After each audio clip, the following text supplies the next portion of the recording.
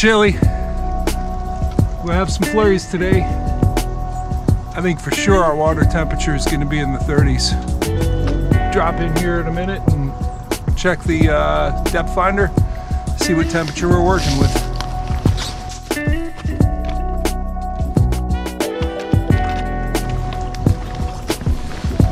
Alright, as I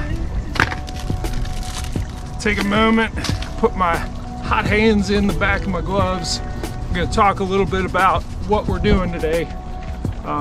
Once the water temperature drops into the 30s, the mainstay of our river smallmouth fishing becomes fishing the hair jigs. And I poured a bunch up the other day. They're all in black.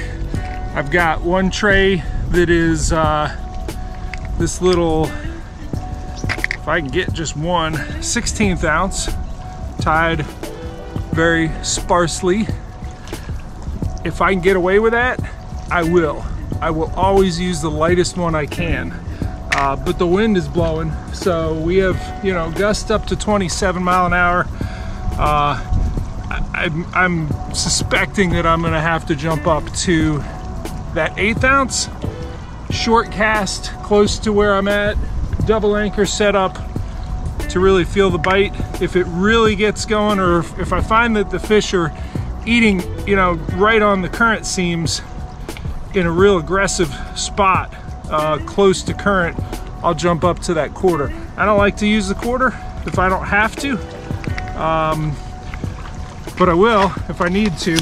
And they are sparsely tied, and I have trailers that I've made myself. I made these just like the hair jigs I tied with the I poured up with the Do It molds. I've also used the Do It mold for soft plastics to make this zipper drop shot worm. Is my bigger profile. Even that is fairly small. I like to go even smaller as it gets colder. They eat a lot of little aquatic insects and quantities of smaller crustaceans and whatever's out there swimming around in these little still water eddies. And this little guy, you know, most people look at that and say, yeah, that little, you know, two-tailed trailer is something you use for catching panfish. Nope. We're gonna catch some big smallmouth with it today. And, you know, they tend to eat small. They nip at it. They don't, you know, they don't fully inhale things. They just nip at it. All right, let's go check the water temperature. At least in the shallow water, the transducer is reading 36.8, and these are the baits I'm using. I got this one rigged up with the zipper drop shot worm, and I tie the hair sparse, and it doesn't look like a whole lot here, but you get that in the water and that tail just keeps moving, keeps wiggling around, and so does the hair. You know, that is that subtle built-in action that you're always going to have built in to tell the fish that that is a living creature that is worthy of their investigation and consumption. Let's take a look at this smaller one with a little twin tail. I'm gonna call it a panfish trailer. Same concept. You get that in the water. Try to keep it from moving. It's always in motion. Never going anywhere, always in motion.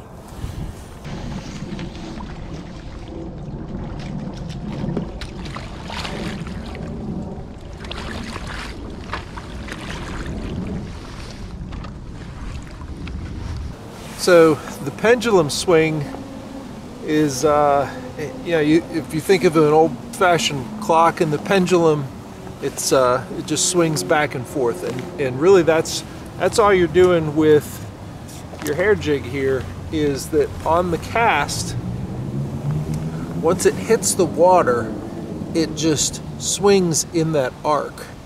You know, it's not swinging back and forth. It's just swinging down until it stops on the bottom. And really what that does is it keeps the head out of trouble in terms of you cast it out there, you reel it just a little bit slowly as it starts to fall, and it's swinging down like that. It does two things. It gets your line taut so that if one of them hits it on the descent, you feel that bite. The other thing it does is when it comes down to rest on the bottom, it's going to hit head first. It's never going to fall at a funky angle, whereas, you know, the alternative, if you just put it out there and it's on slack line and it's falling straight down, it gets stuck in those little crevices of all the little, you know, the little crags, all the little, you know, spots in between the rocks. And that's where you snag the most, is if you let your jig hit the bottom on slack line. You know, you're going to miss the bite and you're more than likely going to snag. So the pendulum swing really, you know, does those two things for you. You feel the bite if it's on the descent, you know, as it's falling down, and if they jam it, you know that happened because your line is taut, but also fewer snags. Here's one. It's been slow all morning, no fish, and this is the first one to hit. I had to move locations because I was really getting blasted by the wind. I also had to increase my my weight from the 16th to the 1/8 ounce, so that's a start. Alright, I guess I missed recording all that, but just got another one on the smaller trailer hair jig, and really had to loosen the drag on him to make sure that he stayed bucking.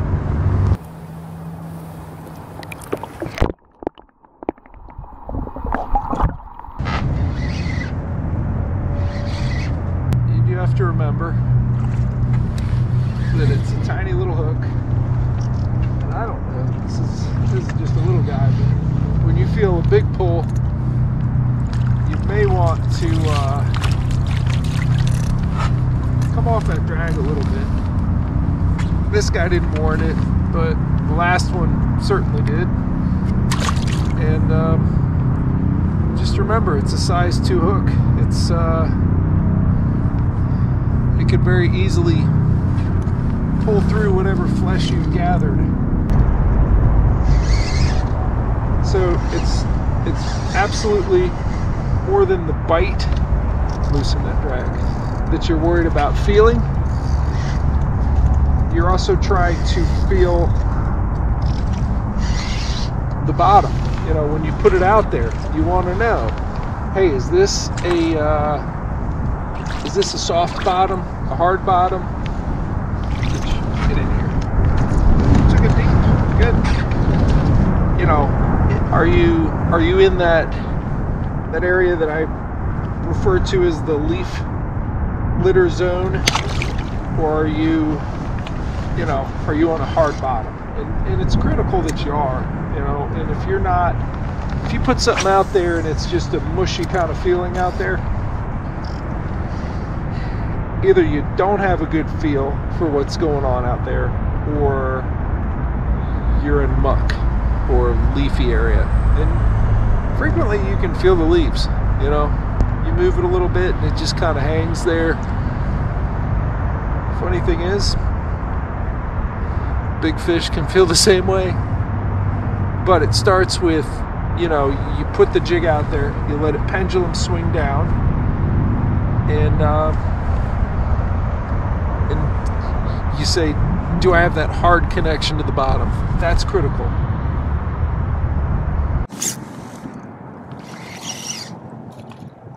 So one of the most common questions I get from folks that are doing the winter river smallmouth fishing for the first time is, how long do you let a hair jig sit? How long is that? What is a good, and they want a recipe. And don't know that I have one per se, but I will give you this guidance. If you have faith in a spot, like you've caught fish there before and you know that it is a feeding station, I'd let it sit there a good long time, maybe even indefinitely. Because what you're doing, what that fish hit, and what most other fish that I've caught today, I think I'm up to 5. I changed location, now I got 5 fish. They hit it when it had been sitting still there a long time.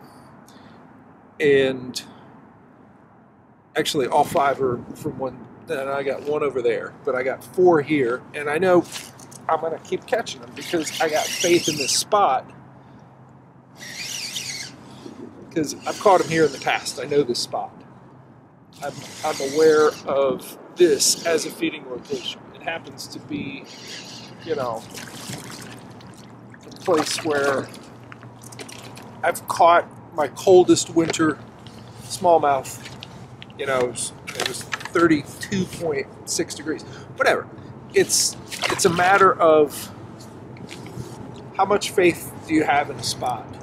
And if you have a lot of faith in it, it can sit there indefinitely. If you don't, and you're just out there sampling and saying, I'm going to put one here for a while, if you have to count it out, do it. Understand, though, that the hair jigs do their best work not moving from A to B, but sitting in one spot, but constantly moving. You know, that's what the hair does. It's always moving. That's what these little trailers do. They're just try to get it to stop. You can't. You can't make it stop moving. But it's not going anywhere. So, how long do you let it sit? I'll let this one sit there for 7-8 minutes if I don't get a bite.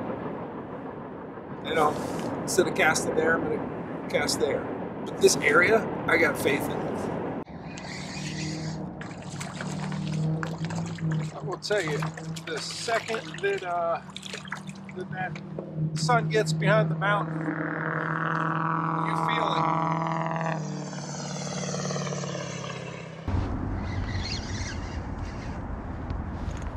Loosen the drag a little bit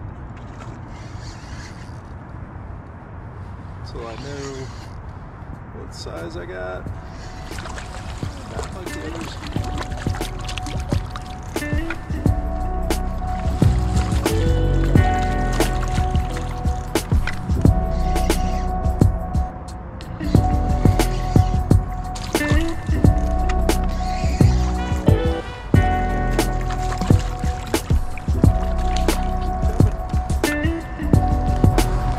Bite should not be overlooked in winter.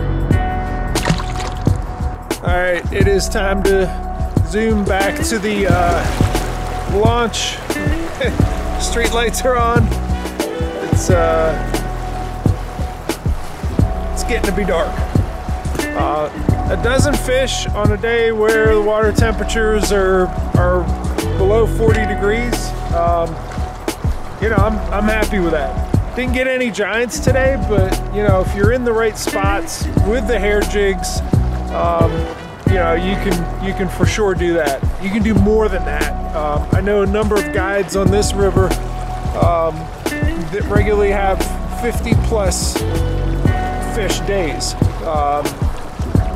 Mike Breeding's one of them. Jason Shea's another. Chris Gorsuch is another. Although good luck getting on Chris's book. You know, it today has me thinking. You know, I enjoyed being in the shop, rigging up a bunch of hair jigs and shooting some soft plastic trailers. It's got my gears turning. Okay, what colors and combinations do I want to do next?